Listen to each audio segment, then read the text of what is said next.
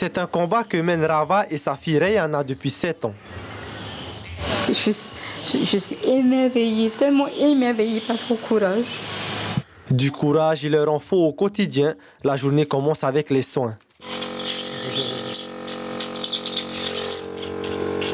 Tous les matins, les mêmes gestes. Rava nettoie et change le collier de la canule qui aide Rayana à respirer. C'est ça, au fait, qu'il y a dans sa gorge. Pour l'aider à respirer. Enfin, du bouton. C'est son bouton. Atteinte du syndrome de Mobius, la petite est dépourvue de toute son autonomie. Elle ne peut ni marcher, ni s'alimenter seule. Il n'y a rien qui passe par la bouche, sinon ça fait fausse route, au fait. Quand ça fait fausse route, ça part directement dans les poumons et c'est pas bon pour Rayana. Paralysée du visage, Rayana ne peut pas s'exprimer.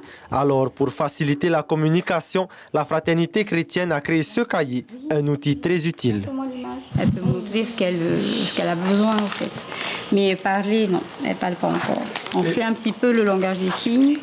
On se comprend entre nous deux, mais même à la maison, il y a des moments où voilà, je ne peux pas savoir ce qu'elle veut. Par exemple, les douleurs, par exemple, là, je peux pas savoir. Rava est seule à s'occuper d'elle. Les déplacements sont compliqués. Elle doit faire 2 allers-retours pour rejoindre sa voiture et les escaliers ne facilitent pas la tâche. J'emmène toutes les affaires et après je reviens la chercher, au fait. Donc, et je la cherchais avec l'aspi justement qui pèse je sais pas combien, plus 15 kilos de Rayana. Donc, ouais. Et pour Rayana, en fait, j'ai pris ça en positif. Parce que, comme vous avez vu là, elle a marché un petit peu. Mais bon, par contre, c'est pas tous les jours comme ça. Une éventuelle Evasan en métropole pour une opération est prévue. En attendant, Rayana continue à tracer son chemin auprès de sa maman. Et pour parler plus en détail du Téléthon, car votre don au Téléthon multiplie les victoires, nous avons le plaisir de recevoir le président du Lions Club d'Haïti, Ernest Marchal. Bonsoir. Bonsoir Barouki. Alors le Téléthon au Fénois a débuté aujourd'hui, ça se poursuit jusqu'à dimanche, du moins pour la ligne téléphonique 44 36 37, ça va s'afficher progressivement sur l'écran. Alors les dons ont quand même baissé au fur et à mesure des années. L'année dernière, les dons ont été plutôt bas, 5 millions. Est-ce que vous espérez remonter un petit peu la pente cette année ? Disons que ça va être compliqué, mais il faut quand même préciser que 5 millions 9, 5 millions 6 exactement, c'est quand même une somme conséquente. Et nous constatons que les Polynésiens restent généreux et soutiennent cette action. Bon, cette année, nous avons opté pour une formule plus allégée, eu égard au contexte sanitaire que nous connaissons, avec un manque de visibilité. Donc nous n'avons pas imprimé et vendu de t-shirts. Nous n'avons pas d'événements sportifs aussi. Pas d'événements sportifs. Nous n'avons pas sollicité de manifestations comme les années passées, soutenues notamment par les pompiers. Mais malgré tout, certaines écoles, certains collèges ont joué le jeu. Je veux citer par exemple cette classe de 5e du collège de Haroué qui a mené une action et qui a récolté 100 000 francs.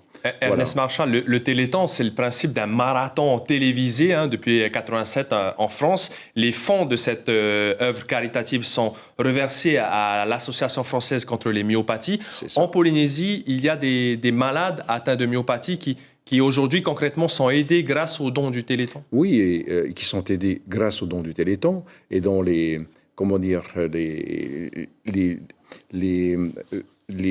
fruit de la recherche apporte à ces personnes atteintes de myopathie, de ces maladies rares, et aide les familles également.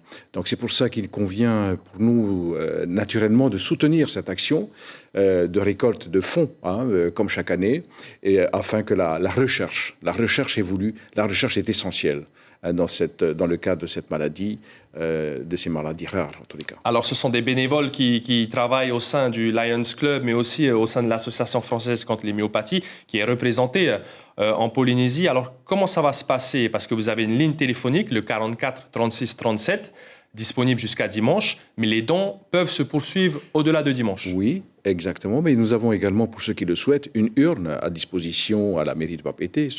Nous avons des dons en liquide qui restent possibles ou en chèque. mais aussi, au-delà de dimanche, une page Facebook dédiée au Téléthon continuera à être active et des dons pourront toujours être possibles par le biais d'une carte bancaire, tout simplement.